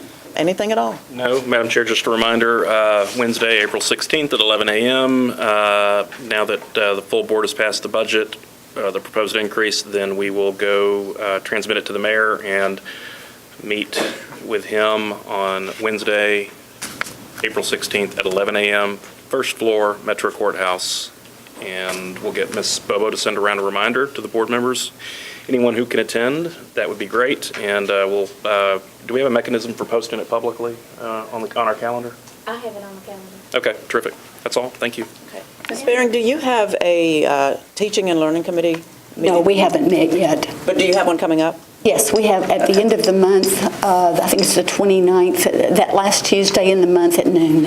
It's on what day? Tuesday. No, the date. I'm sorry, I didn't write it. I think it's the 29th. April 29th, okay. May I make a comment to? our budget and finance? You sure can. I just want to thank Will for his work on the budget, and this year has been unprecedented, the way we have started early in this process. And thank you for your leadership at council when you and our staff are explaining the budget, and it's very complex, and you've done a great job. Thank you, Will. Thank you very much. Any other comments on budget and finance? Fantastic. All right, we will move to the board chair's report. A bit of information here. We'll start with public participation. I know at our last meeting, we had some question about, well, maybe there wasn't, question is not the correct word. The question that I raised was about public participation and having so many people listed on our agenda at the same time with the same topic. So while I have not yet worked it all out, we do have a policy that is on our website regarding public participation. And Ms. Frogh, I'm going to work with you to get that policy updated. I have pulled several pieces of information that I think we can work with on that. So whenever we have our next governance meeting, we need to start working on getting that updated. I will shoot you some ideas on that, and so we can sort of talk about it in committee, so we can come up with a new policy on that. I think it's past time for it to be updated. So next we'll move into our China L program trip. As I said earlier, Ms. Shepard and I had an opportunity to go with the Vanderbilt team to Guangzhou, China, a couple of weeks ago. We were there for 2 weeks. And it was probably one of the most amazing experiences that I've had in a very long time. And did we ever? That's all right. We had a video. It's really cool, but apparently it's not working. So Ms. Shepard has a report, but I wanted to bring this absolutely fantastic gift that they gave us, and I'll pass it around so everybody can see.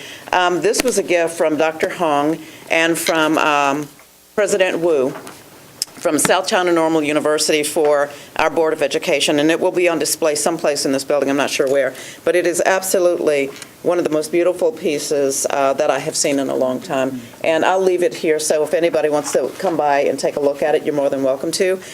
There was a great speech that went along with this, and it was all in Chinese.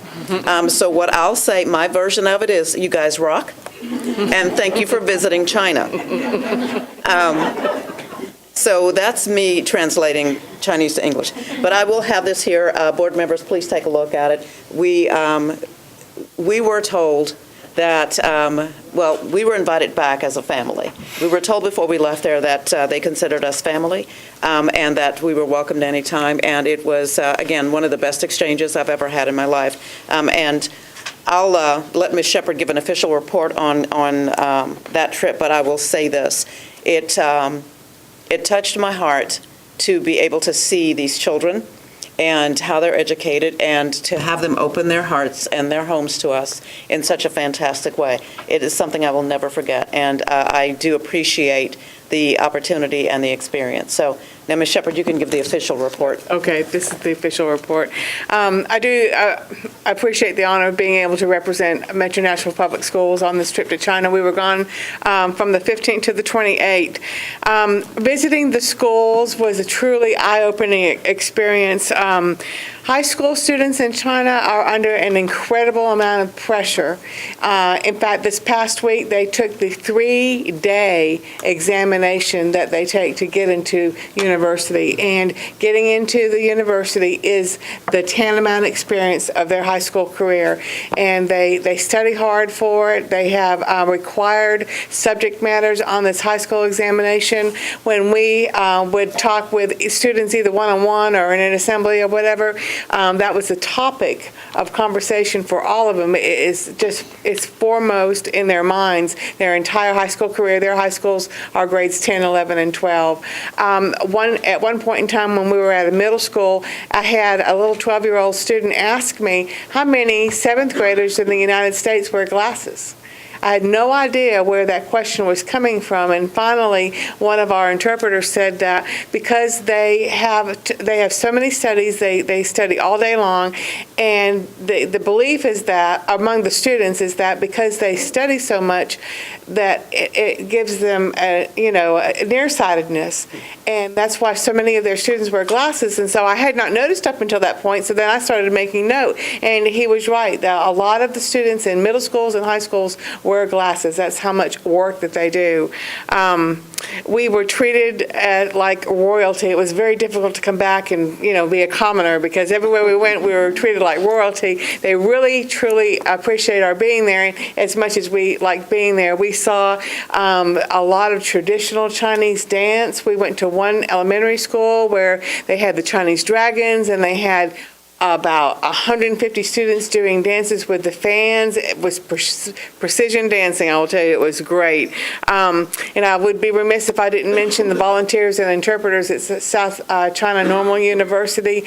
They were very good to us. They took every step that we took. There were about 20 of them, and there was about 20 of us. So they took very good care of us. And I will close by saying that they split us up on several days, and we went to several different schools. And so one particular day I was with two principals, Ron Wooding and Mildred Nelson, and they didn't know what to do with us from 1 to 2, because they take a full hour for lunch from 12 to 1, and then from 1 to 2, everybody takes a nap. I'm talking students, teachers, principals, everybody takes a nap, and we're not used to taking naps. So the principals that I was with charged me with coming back and saying, maybe we could work that into our schedule and have a nap day.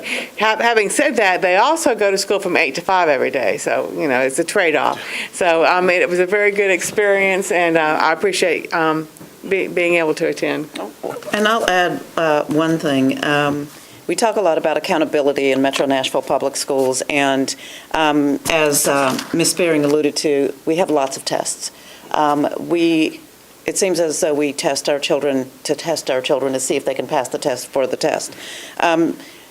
It's interesting. I had an opportunity to meet with their level of government, which is called the Bureau of Education, and it was pretty amazing to me to find out that there are 3 levels of accountability. Sort of speaking.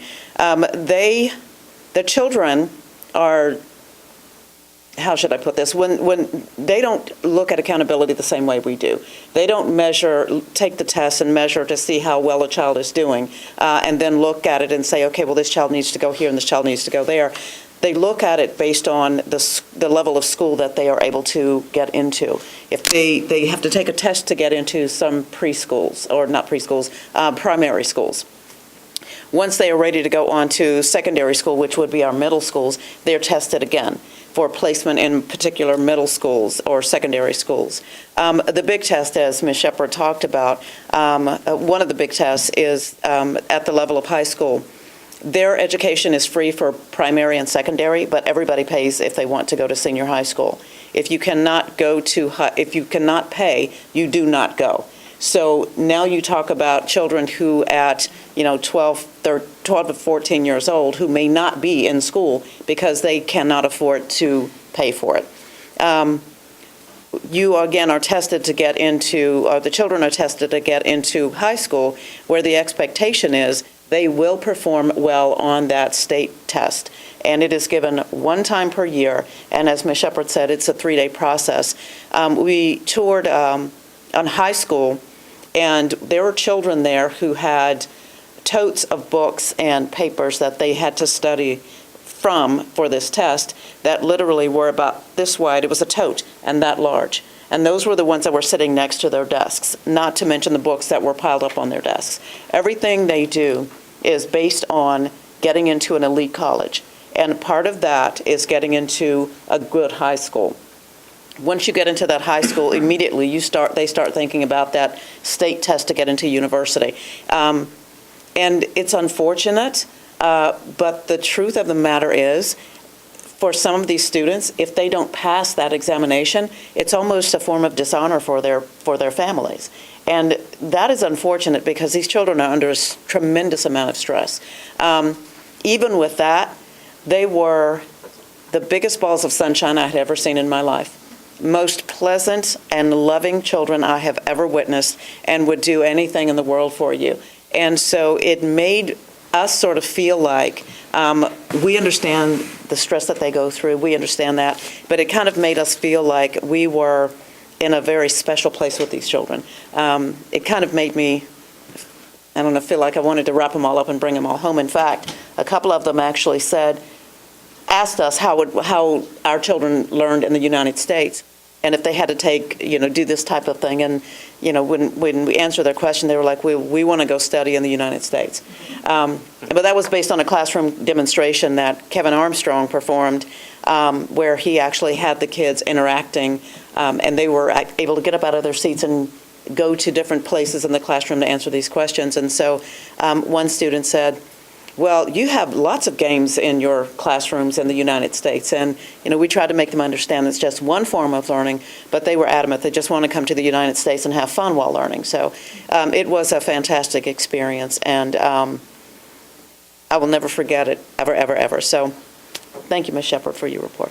Mr. Pinkston. So I have one question. I've never had a chance to study this, and I think I know, kind of generally speaking, the answer. But did y'all get to talk with them at all about use of time, kind of length of day, length of year? I mean, what does that really look like? I mean, intuitively, I suspect that they just spend a lot more hours and a lot more days in the classroom than our kids do. But did you guys get a chance to talk about that at all? Yes, I actually did talk to some of the students about that. Their years are not so dissimilar from ours. They do have 2 months off in the summertime.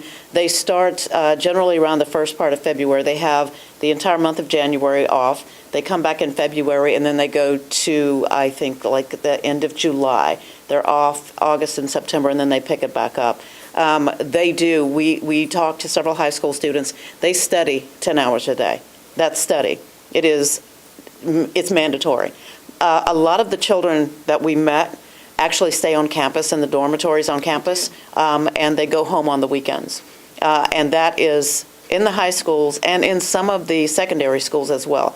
Not so much in the primary schools, but there are occasions where some primary students do stay on campus. So they spend a lot of time studying, Thank you. You're welcome. So I think that concludes that report. We've talked about that to death, but it was fantastic. Hello, Dr. Gentry. Dr. Gentry she's been hijacked. She was hijacked by a pilot. She couldn't get off the plane. Not detained. Not detained. Okay, so again, as I mentioned, several of our board members had an opportunity this past weekend to go to the National School Boards Association Conference in New Orleans, Louisiana, and it was a lot warmer there, just saying. Really? So Ms. Frogue, Ms. Shepard, Ms. Spearing, Dr. Gentry, and myself, we all attended, and Dr. Register, along with Laura Hansen. I think she did a presentation as well. So it was a fantastic time for me, but what I'm going to do is defer this to my colleagues to have them offer their perspectives on NSBA. So we'll start with Ms. Shepard. Oh, okay. Well, I was very appreciative to be able to attend the NSBA conference last weekend. I heard a lot of great speakers, both in general session and both in the classes that I took. I went in a little bit early on Friday so I could take a pre-conference class, and there was just a varied amount of, there were so many classes that you could take and so much information that you could glean from these classes. So I really did enjoy hearing that. And I wanted to say that I went and purchased an armband for each one of my colleagues, and the armband is for Stand Up for Public Schools. And so I would encourage each of you to go to their website and register for Standing Up for Public Schools. And I will tell you that many of the presenters and speakers were wearing the armband like this. So please check it out. And I'll tell you a little bit more about that campaign in a second. Ms. Frogue. Well, thank you for the armband, first of all. It was New Orleans. It was fun. That's all you need to say. But just to talk about some of the presentations that I heard, I think the most interesting presentation that I attended was actually by a small school system in West Lafayette, Indiana. Some school board members sort of pulled us into this presentation unexpectedly. But their schools were being negatively impacted by state mandates and legislative actions, which sounds very familiar.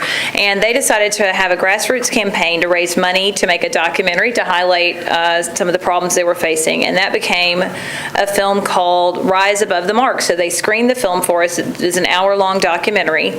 And the film and the ensuing discussion highlighted problems that have been created when politicians who are not educators and who are not held accountable for school performance pass legislation that ultimately hurt schools. The film highlighted a number of issues, including funding problems and excessive standardized testing, and showed how these issues are directly impacting classrooms in their district. A little description from their promotional material says, rules and regulations restrict vision, depreciate funding, demoralize teachers, and turn students into test-taking machines, robbing them of time to foster creativity. And after the film, there was a lively discussion. It was a packed room of school board members from states all across the country, including California, Arkansas, Colorado, and North Carolina. It was really clear from the discussion that we had that the issues we're facing in Tennessee are really just national issues or faced by school systems in many other states. While I was there, I also connected with a group of school board members from New Mexico, of all places, and we had some interesting discussions too. So I'm hoping that one of the things that for attending the screening of the documentary, they gave each person a copy of it, and so I will bring that back, and hopefully that will lead to some more discussion here in Tennessee. And that was followed up by a fabulous speech by Sir Ken Robinson. That was all not only insightful, but also very funny. He is an English author and speaker, former education professor, and an international advisor on education. He's famous for his TED Talks on innovation in education. And among other things, Robinson discussed the need to rethink education in this century to move beyond linear, industrial-based, factory culture thinking to embrace creativity and innovation in the classroom. He talked about needing a new model of education based on farming and not industrialism. And here's a quote from him. "We have to go from what is essentially an industrial model of education, a manufacturing model, which is based on linearity and conformity and batching people. We have to move to a model that is based more on principles of agriculture. We have to recognize that human flourishing is not a mechanical process, it is an organic process. You cannot predict the outcome of human development. All you can do, like a farmer, is create the conditions under which they, meaning the students, will begin to flourish." My favorite quote from his speech in New Orleans was, "Learning is a conversation, not a transfusion." And then just to wrap it up, one final quote from him. "The fact is that given the challenges we face, education doesn't need to be reformed, it needs to be transformed. The key to this transformation is not to standardize education, but to personalize it, to build achievement on discovering the individual talents of each child, to put students in an environment where they want to learn and where they can naturally discover their true passions." So you can go watch his TED Talks if you're interested. Thank you, Ms. Brooke. Thanks. Ms. Spearing? Yes. Do presentations, but I have different things to say about them. Sir Ken Robinson was at the general session, and he was absolutely remarkable. And one of his questions was, how do kids know how talented they are if they're not exposed to art and music? Ron Gallimore is one of the most decorated Americans in the history of gymnastics. His father, Willie, was an NFL running back for the Chicago Bears, and he taught Ron to walk on his hands when he was at a very early age. And then Willie, the father, was killed in a car accident at the age of 29, and his mother enrolled Ron in gymnastics classes. And due to his interest and passion, Ron went on to become one of the most decorated Americans in the history of gymnastics. None of this would have happened if he hadn't had parents who cared about his interests and his passions and then cultivated those interests. Even though his parents encouraged him, they could not have anticipated what life Ron would have because of being able to pursue this talent. And no test could have predicted that. All of our children are born with immense talents, but since No Child Left Behind, the arts and humanities are being cut away in the interest of utility. There was a study that was completed in reference to high-performing CEOs, and they found that 30% of them had degrees in math, and 60% had degrees in arts and the humanities, but they were yet both equally high-performing CEOs. We need to reframe how we think about education. We need to think about, right now, we think our jobs are to fill up our kids' heads with information and then test them. But companies want more than people who are standardized. Public education is the dominant opportunity that students have. And for some kids, it's their only opportunity.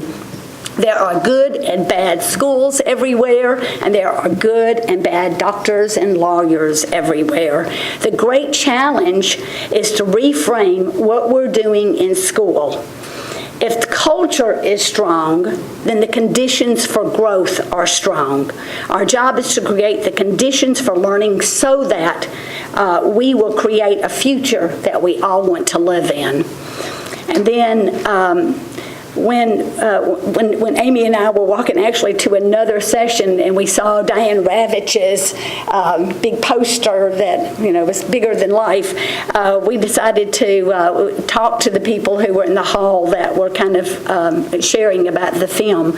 And it was really a powerful documentary. And the people in Indiana came about this through asking these questions. What if we could remove politics from our children's education? What if we could make a difference in education across the United States?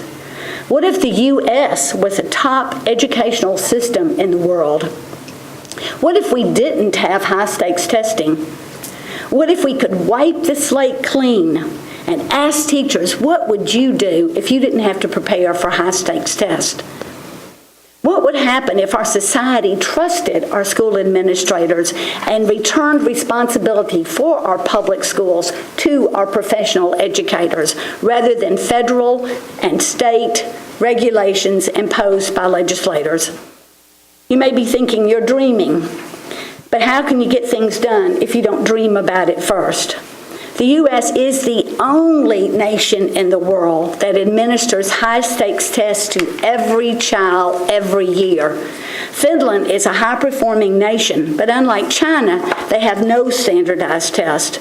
There is very little political influence on Finland schools because they trust. They trust their teachers. They trust the professional understanding and judgment of teachers.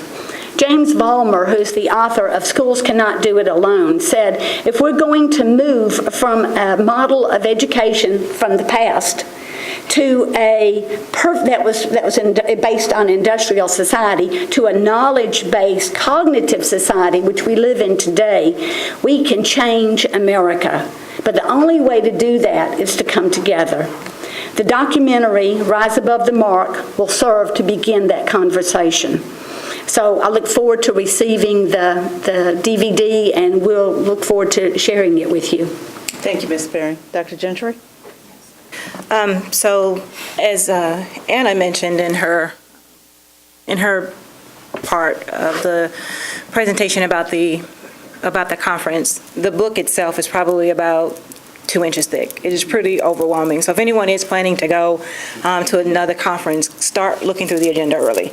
It can be a bit overwhelming, but there were hundreds of sessions to choose from beyond what you've heard. And so I think I was in about 6 or 8 sessions. And the 2 things that stuck out to me were how far, and you can all just pat yourself on the back, you too, Dr. Register, how far ahead of thinking about these kinds of issues and problems we are here in the district. It's maybe because we're so large and we have to get a jump start on a lot of this, but we are asking the questions and have been asking the questions for years that a lot of the other school districts are just beginning to ask. So obviously the first session I gravitated towards was about removing all the paper from our world altogether, which turned out to be more of a plug for a product. But as She Laura, was helpful. She was really helpful. Laura Hanson and I sat through very painfully, I'll say, a session presented by a former school board superintendent in New York who's currently an associate professor at Adelphi University. And his presentation was about debunking 7 myths that we believe and have been convinced contribute to academic success. And so, Will, you'll love this because you were actually asking this question as I was hiding behind the wall there, trying to come in quietly. One of his myths are about longer school days, more time on task. He says that doesn't help. He says smaller class sizes really don't help. Introducing technology really doesn't help. That experienced teachers are not really necessary, and he continued to use the terms seniority and experience interchangeably, and we know those two things are not synonymous whatsoever. So it was a little bit frustrating to see how he presented this in silos. And, you know, with it being obvious that more time on task with a teacher doing the same thing that they were doing the first 6 hours of the day with no experience or no professional development, yes, you will get the same results. So it was a little frustrating to see how biased the presentation was, and there's really no data presented. It was really more of a literature review.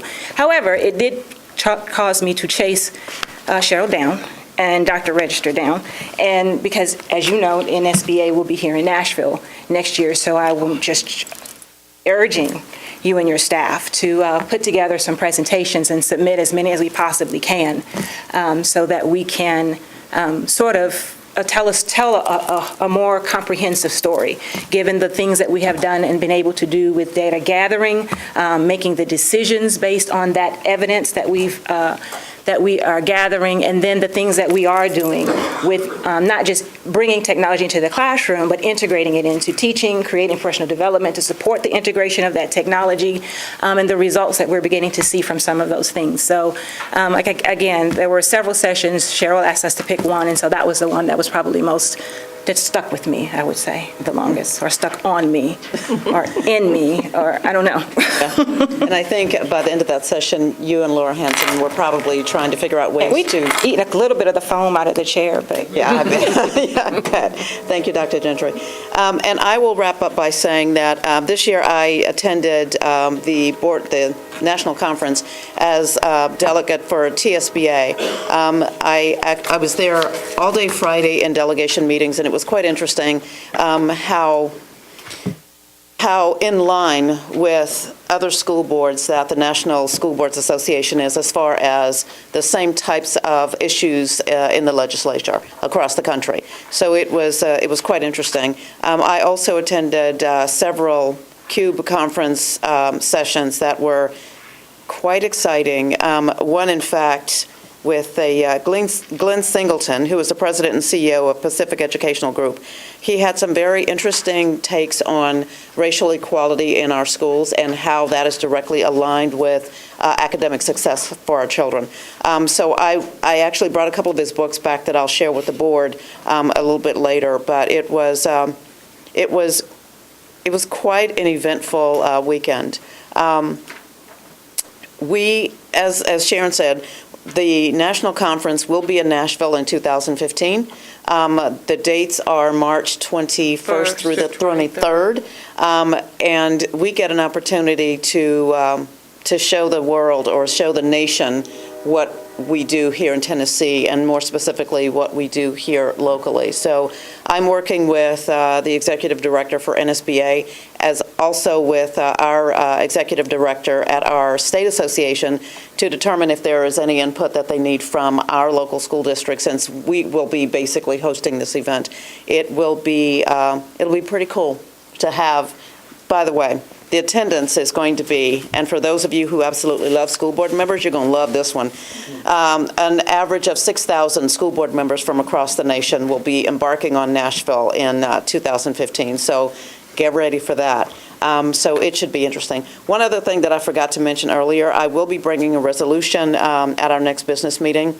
We are coming up on the 60th anniversary of Brown versus Board of Education, and the resolution will basically be to commemorate that event. So I will be bringing that at our next board meeting. So I think we have basically talked it to death, and that is all I have. Any other discussion, information that we need to share? Ms. Frogue, you're on. There being no further business, this meeting is adjourned. Thank you.